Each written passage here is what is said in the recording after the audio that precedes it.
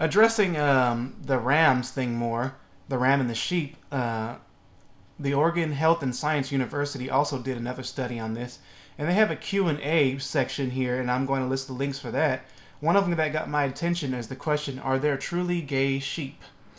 Now, the answer to that was, the terminology in this scientific field is fraught with semantic minefields. As a practice, the scientists do not refer to rams as gay, homosexual, or heterosexual because these terms have human connotations. And we did not think the same-sex mounting by rams was parallel to homosexual behavior in human men, because it's not.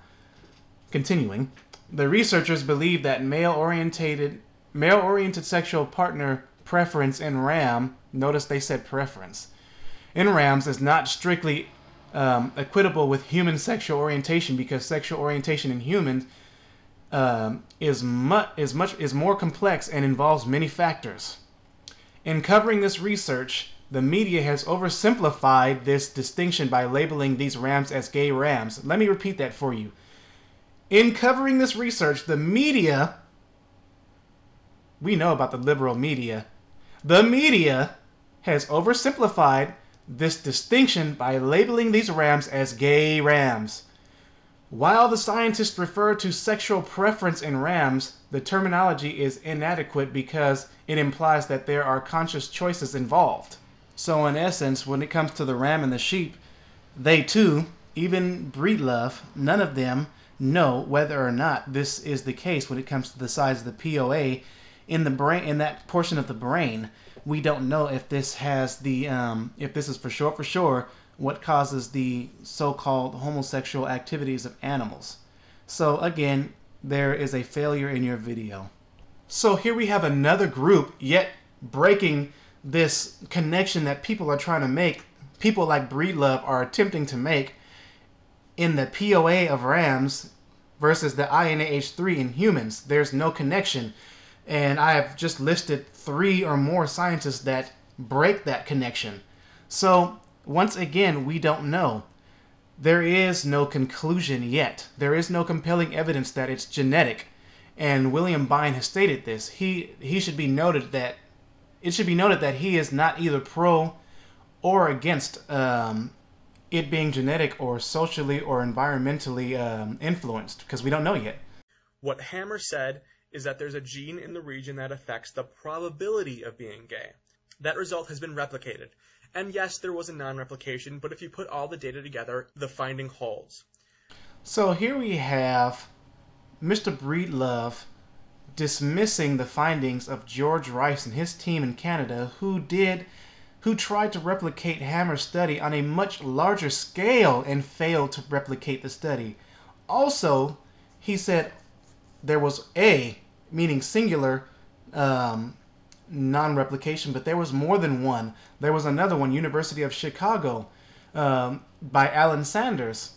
So he's completely dismissing the overwhelming evidence that there was a failure to replicate this study. Not only were there more failures than there were successes at replicating this study, note that not all of the homosexual people had this cluster of genes. One must assume that if this is a homosexual cluster, then all homosexuals would possess this. So that is even more of a failure on your video's behalf. Not only that, Mark Breedlove shows more and more in this email that he is very biased towards very left-leaning sources, and he's also shown that he's extremely intolerant when it comes to Christians. And that is the very definition of a bigot, which he has so tried to apply to us. Let's look at some other examples that he tried to use in his email that you displayed. And we're also going to look at one of the failed comparisons that he makes that homosexuals and some atheists try to use. The problem will take care of itself. History has taught us that progress in some prejudices can only happen by funerals. As more and more bigots grow old and die, society can move forward.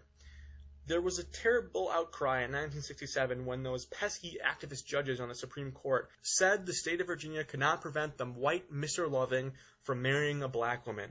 But that outcry was mostly from people over 40, and they are mostly dead now. so no one any longer thinks, or at least publicly says, that interracial marriage is immoral. Likewise, a tiny minority of people under 40 think that homosexuality is immoral. Hey, you're part of that minority, crazy. And these people over 40, on average, will die first. So be of good cheer. Cheers, Mark. Okay, let me get this straight. Mr. Breedlove is telling you to be of good cheer that people are going to die? That is the very definition of intolerance, which is included in the definition of bigotry. Therefore, Mark Breedlove is a bigot. You mean to tell me that I should be happy that somebody who doesn't think people should be able to marry somebody of another race, be happy for their death? No, that's very un-Christ-like. That's actually something that Satan would have you do. I'm not going to be hateful. I'm not going to be hateful in that way, or very, very disgusting in that manner, to where I'm hating anybody because they don't realize that being black is genetic. We can say that. We cannot say homosexuality is a genetic thing. What we do know is that we know them by their actions, not by their looks, or not by, I'm talking about anatomically, not by their looks. And on top of that, it's a failed comparison to compare homosexuality with the struggle of the civil rights movement and all the laws that were held against us that homosexuals were allowed to have. So that is a failed comparison that a lot of atheists and homosexuals use, and that is a comparison that leads people to be blocked from my channel.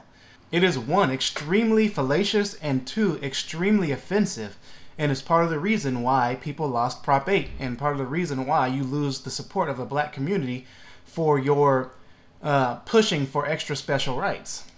So to sum up this entire long two-part video, you've failed at refuting the 2 points that I brought up and I asked to do. You failed to complete a simple task, and yet you have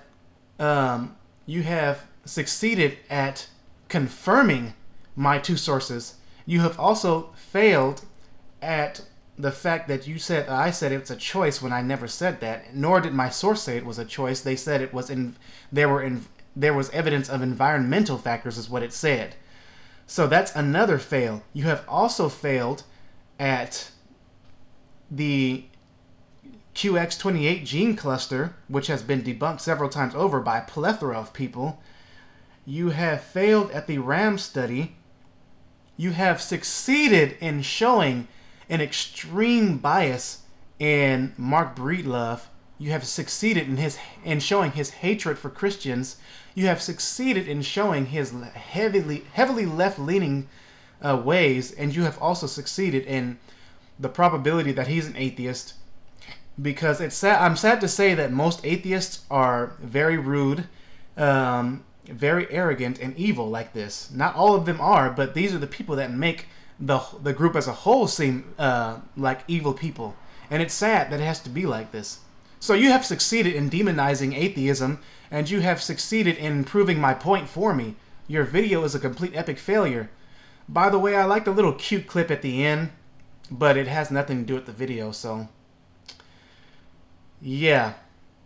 Pretty much, this just leads me to say try again. But looking at the comment section of your video, it's sad that your users are that dumb, that they couldn't do the research themselves and see that you've proved my point and refuted yourself. So, this is Crazy316. I hope my users enjoyed this long, boring video. Those that like information. So, here we have me repeating myself over and over again on every video that I make. It seems like no matter how many times we refute these idiots, they keep coming back with more chopped up, already refuted arguments. So, I mean, in this case, nothing was refuted. There was stuff that was added in that was never even said on our behalf, and it was still a failure because there's still no compelling evidence that homosexuality is genetic. So, I'm out. That's it.